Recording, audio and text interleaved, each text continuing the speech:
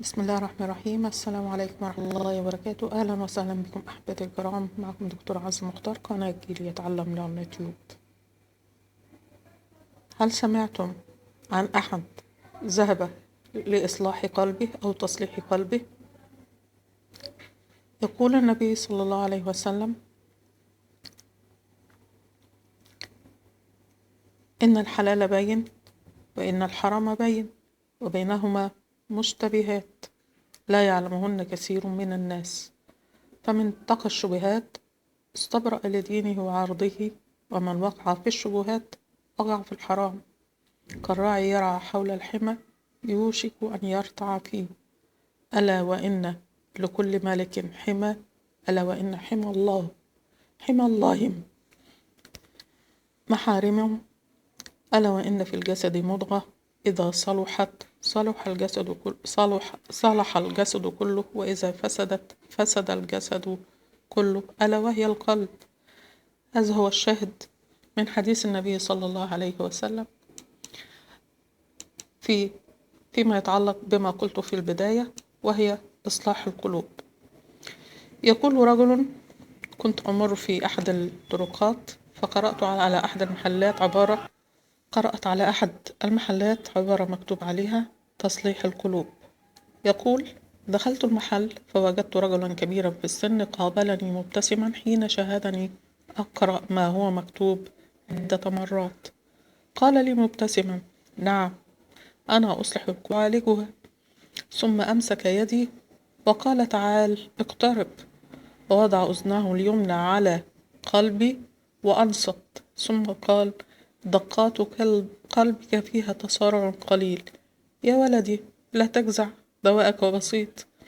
القلوب عندنا نعالجها، والقلوب تعالج حسب نوعها، فهي أنواع. قلت له: اشرح لي. قال: خبرتي التي ورثتها عن أبي عن جدي. في الدنيا قلب مشروح، وقلب مجروح، وقلب مذبوح، قلب رحيق، وقلب سحيق، وقلب حريق، وقلب غريق، قلب منقوع، وقلب مفجوع، وقلب سليم، وقلب عليل،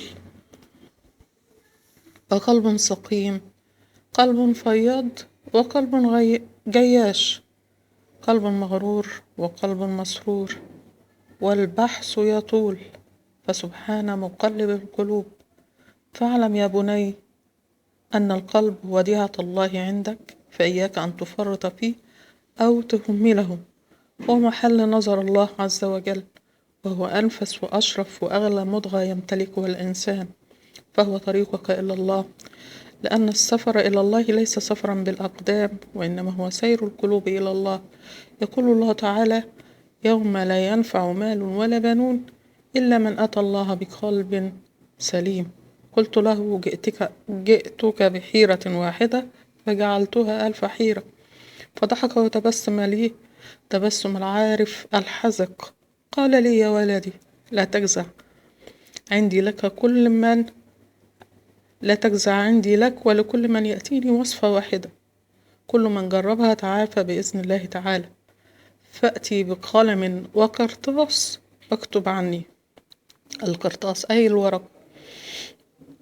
يا ولدي، رزقك مقسوم فلا تتعب، وقدرك محتوم فلا تجزع، وصديقك عاجز فلا تأمل، وعدوك ضعيف فلا تخش.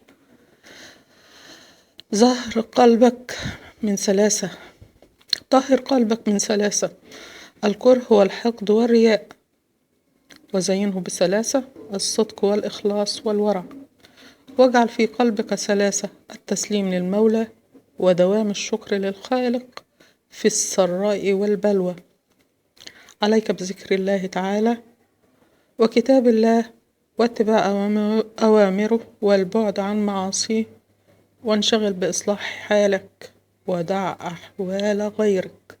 وليكن لك ثلاثة: لسان ذاكر، وجسد صابر، وعقل متبصر عارف. واهرب من ثلاثة: الحديث عن الناس، وهوى الناس، والجلوس مع من لا خير فيه من الناس، فالاستئناس بالحديث عن الناس من علامة الإفلاس. داووا قلوبكم فإنها مضغة في الجسد، إذا صلحت صلح الجسد كله، وإذا فسدت فسد الجسد كله، ألا وهي القلب. أصلح الله قلوبنا ونقاها من كل الآثام والأوثان، من الغش والكذب والخداع والرياء والنفاق والحسد والغل. دمتم أنقياء القلوب أصفياء السرائر. حفظكم الله برعايته وأمنه. كنت معكم دكتور عزة مختار، قناة جيل يتعلم لليوتيوب. إذا استفدتم من المعلومة شاركوا المعلومة واشتركوا بالقناة حتى تعم الفائدة للجميع. والسلام عليكم ورحمة الله وبركاته.